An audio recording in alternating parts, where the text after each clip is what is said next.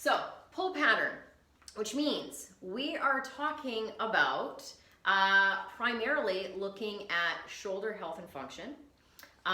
We're talking about posterior chain stability and strength. What we're also talking about is connecting the shoulders to the hips, okay?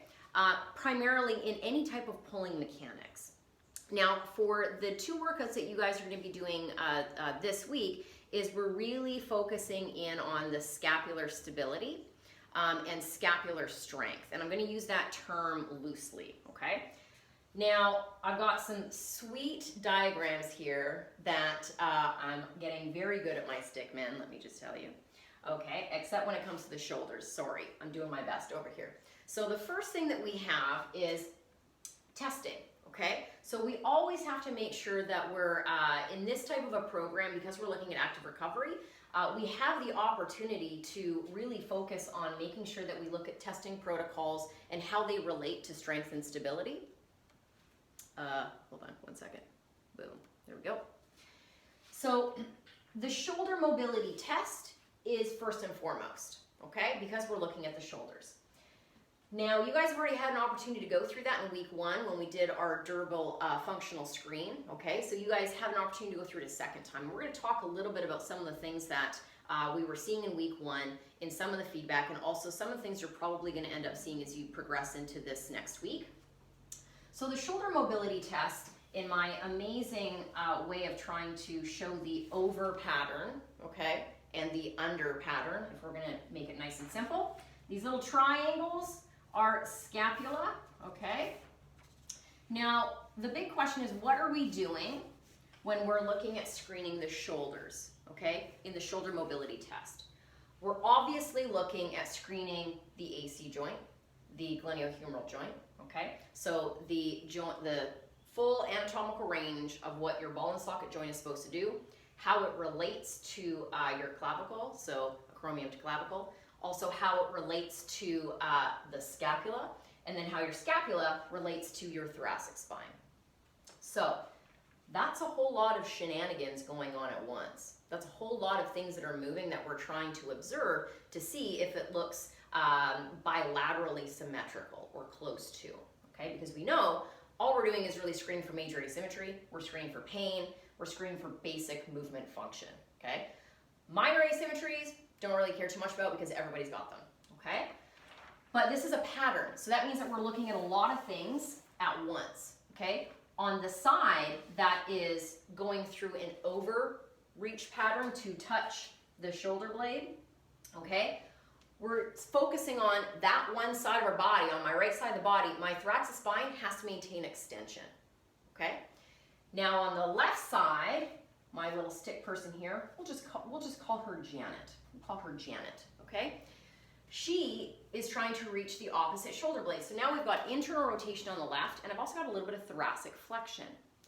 So ideally, what we're asking is one side of our body to go through a range of motion and to also focus on having our spine stay in extension as the opposite guy goes through the opposite range of motion to maintain flexion. So that's a lot of stuff.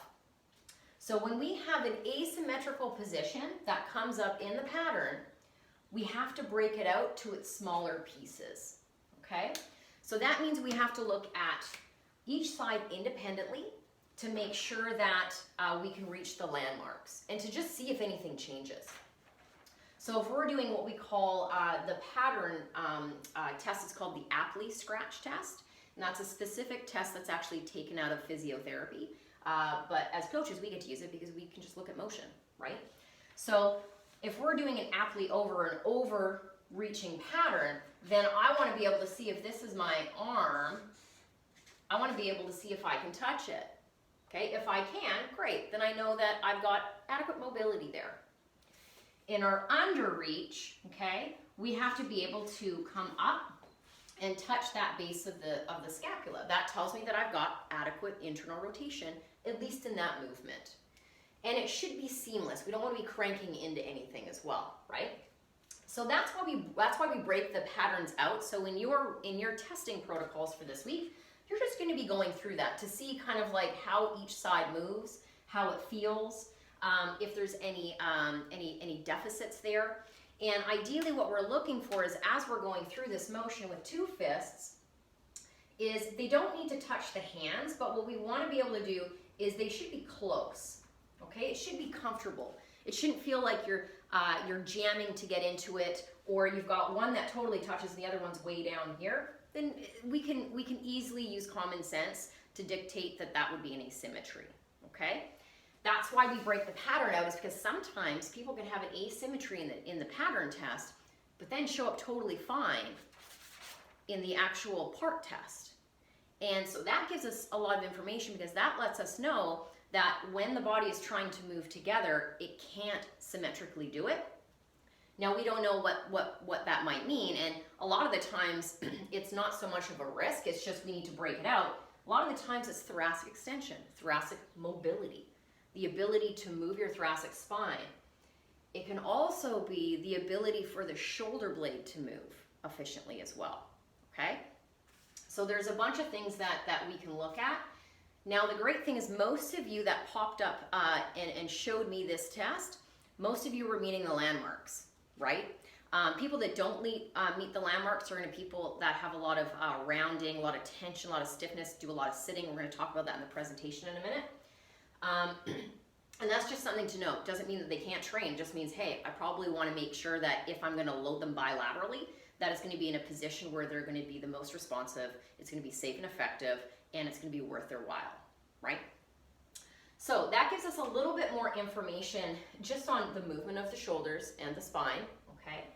Now, the other thing is, if we're talking about pulling and pushing, there's going to be lots of crossover between this week and next week, is that we're talking about the positioning of the scapula, okay? Now, shoulder stability or scapular stability is a term that is thrown out all the time in our industry, and it's actually a bit of a misnomer, because the scapula is a bone, okay? It's just a bone that sits flapping on the rib cage, and it's designed to glide and slide. Like, it's designed to do some function, but it's a bone.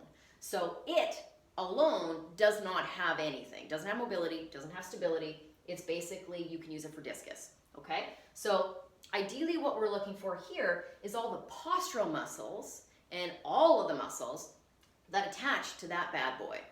So in my amazing sketch here of my very, very large and in charge scapula and my slightly small humerus, is we have a scapula that has to move in all these different directions. Okay, that's what all those arrows are for. All of those arrows require tissues to do their job efficiently in order for that scapula to glide and slide efficiently. And down here, we're going to go through all this today, so if you can't really see it, that's okay.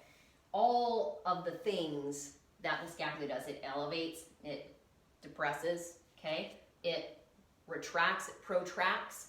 It has to upward move and downward move into positions. So it can get very stuck.